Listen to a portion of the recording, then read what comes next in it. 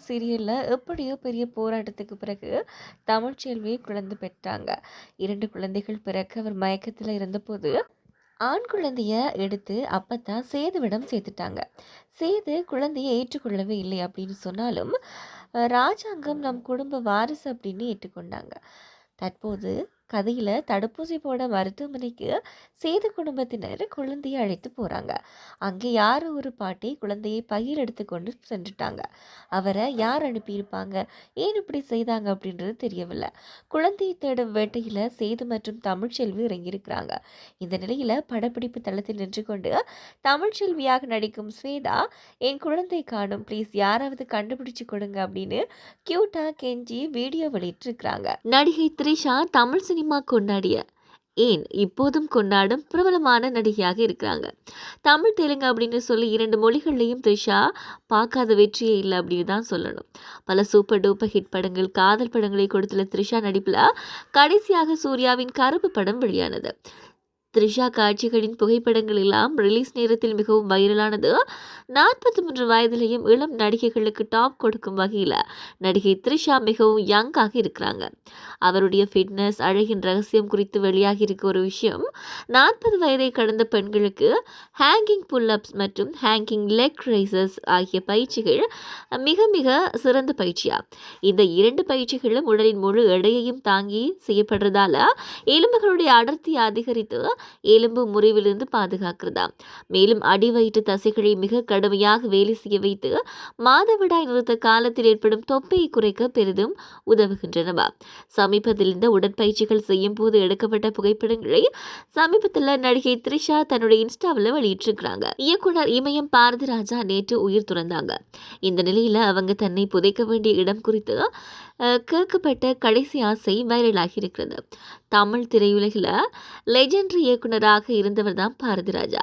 கடந்த சில நாட்களாக உடல்நல குறைவால் பாதிக்கப்பட்டிருந்த இவங்க ஜூன் 10ஆம் தேதியான நேற்று அதிகாலை காலமானாங்க. இவரது மறைவையொட்டி பல திரையுலகினர் இவருக்கு அஞ்சலி செலுத்தி வராங்க. இந்த நிலையில் அவர் இறப்பதற்கு முன்னர் தன்னை எங்கு புதைக்க வேண்டும் அப்படின்னு சொல்லி கூறியிருந்தது இப்போ வைரலா பேசப்படுறது. பாரதிராஜாவுக்கு 2 பிள்ளைகள். அதில் மூத்த பிள்ளை மனோஜ். இவர் மாரடைப்பால் கடந்த வருடம் இறந்துவிட்டார். 2வது மகள் ஜனனி. இவர் மலேசியாவில் வசித்து வருகிறார். மலேசியாவில் தன்னுடைய மகளின் வீட்டில் பாரதிராஜா தங்கியிருக்கும் போது தான் தன்னுடைய கடைசி ஆசையை கூறியிருக்கிறார். மகளிடம் பாரதிராஜா தான் இறந்துவிட்டால் தன்னுடைய உடலை வத்தலகுண்டு தோட்டத்தில் அடக்கம் செய்ய வேண்டும் அப்படின்னு சொல்லியிருந்தாராம். பாரதிராஜாவின் உறவினர்கள் அவருடைய உடலை சென்னையில் புதைக்க வேண்டும் அப்படின்னு சொல்லி கூறவும் அவரது குடும்பத்தினர் அதற்கு மறுப்பு தெரிவித்து அவர் சொன்ன வத்தலகுண்டு தோட்டத்தில் அரச மரியாதையோடு புதைக்கப்பட்டார். தற்போது இது இணையத்தில் வைரலாகி வருகிறது. நாங்க பார்க்க போற 4வது சினிமா தகவல் என்ன அப்படின்னு சொன்னா, இயக்குனர் பாரதிராஜா நேற்று காலமான நிலையில் அவருடைய நினைவுகளை என்றும் சினிமா துறையில் இருந்து அழிக்கவே முடியாது என்ற வகையில் உருக்கமான பதிவுகளோட சினிமா பிரபலங்கள் பலரும் தங்களுடைய இரங்கலை தெரிவிச்சு வராங்க. இயக்குனர் இமயம் அப்படின்னு சொல்லி போற்றப்பட்ட பாரதிராஜா தன்னுடைய 84வது வயதில் நேற்று காலமானாங்க. அவரது மறைவு தமிழ் திரையுலகுக்கு ஈடு செய்ய முடியாத இழப்பாக கருதப்படுகிறது.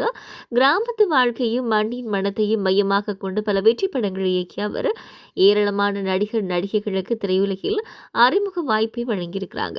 இந்த நிலையில் நடிகர் செம்பு தனது குழந்தை பருவ புகைப்படத்தோட பாரதிராஜா குறித்து வெளியிட்டுள்ள உருக்கமான பதிவு இணையத்தில் கவனம் ஈர்த்து வருகிறது. பாரதிராஜா பற்றி பேசியிருக்கும் அவங்க என்ன சொல்லியிருக்காங்க அப்படின்னு சொன்னா, பாரதிராஜா சார் மறைவு பற்றி கேட்டு என் இதயம் உடைந்து விட்டது. அவருடன் நடித்தது என் அதிர்ஷ்டம். அந்த நினைவுகள் எப்போதுமே இருக்கும். அவரது கதை சொல்லும் விதத்தால் பல தலைமுறைகளுக்கு உத்வேகம் அளித்தவர். அவரது குடும்பம், நண்பர்கள் அப்படின்னு சொல்லி எல்லோருக்கும் என் இரங்கல்கள், ரெஸ்ட் இன் பீஸ் சார் அப்படின்னு சொல்லி சிம்பு பதிவிட்டிருக்கிறாங்க. இயக்குனர் பாரதிராஜா நேற்று காலமான நிலையில் அவரோட நடைபெற்ற இறுதி உரையாடலின் நினைவுகளை பாடலாசிரியர் ஸ்நேகன் மற்றும் அவருடைய மனைவி கன்னிகா பகிர்ந்து இரங்கல் தெரிவிச்சிருக்கிறாங்க. அவங்க வெளியிட்டிருக்கிற காணொலி தற்போது சமூக வலைதளங்களில் வைரலாகி வருவதோட திரையுலகினரையும் ரசிகர்களையும் நெகிழ்ச்சியில் ஆழ்த்தியிருக்கிறது. இயக்குனர் இமயம் அப்படின்னு சொல்லி போற்றப்பட்ட பாரதி ராஜா தன்னுடைய 84வது வயதில் நேற்று காலமானாங்க. அவரது மறைவு தமிழ் திரையுலகுக்கு ஈடு செய்ய முடியாத இழப்பாக கருதப்படுகிறது. கிராமத்து வாழ்க்கையையும் மண்ணின் மனத்தையும் மையமாக கொண்டு பல வெற்றி படங்களை இயக்கிய அவர் ஏராளமான நடிகர் நடிகைகளுக்கு திரையுலகில் அறிமுக வாய்ப்பை வழங்கினாங்க. 1977ஆம் ஆண்டு வெளியான 16 வயது நிலை திரைப்படத்தின் மூலமாக இயக்குநராக அறிமுகமான பாரதி ராஜா தமிழ் சினிமாவில் புதிய மாற்றத்தை உருவாக்கினாங்க. குறிப்பாக கிராமப்புற வாழ்க்கையை இயல்பாக திரையில பதிவு செய்து மக்களின் மனதில் தனித்துவமான இடத்தை பெற்றாங்க.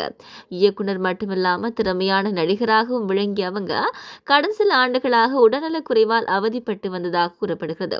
மேலும் கடந்த ஆண்டு தன்னுடைய மகனை இழந்த துயரத்திலிருந்து முழுமையாக மீள முடியாமல் மனவேதனையோடு இருந்ததாகவும் நெருங்கிய வட்டாரங்கள் தெரிவிக்கின்றன. இந்த நிலையில நேற்று அவரது இல்லத்தில் சிகிச்சை பெற்று வந்த போது உயிரிழந்தார் அப்படின்னு சொல்லியும் தன்னுடைய படைப்புகள் மூலம் தமிழ் சினிமாவில் அழியாத தடத்தை பதித்து சென்றிருக்கிறாங்க. பாரதி ராஜாவின் மறைவையொட்டி பாடலாசிரியர் ஸ்நேகன் தன்னுடைய இரங்கல் பதிவில் என் தகப்பனாரின் மரண துயரத்துக்கு இணையான வேதனையில் என் மனம் ஆழ்ந்துள்ளது.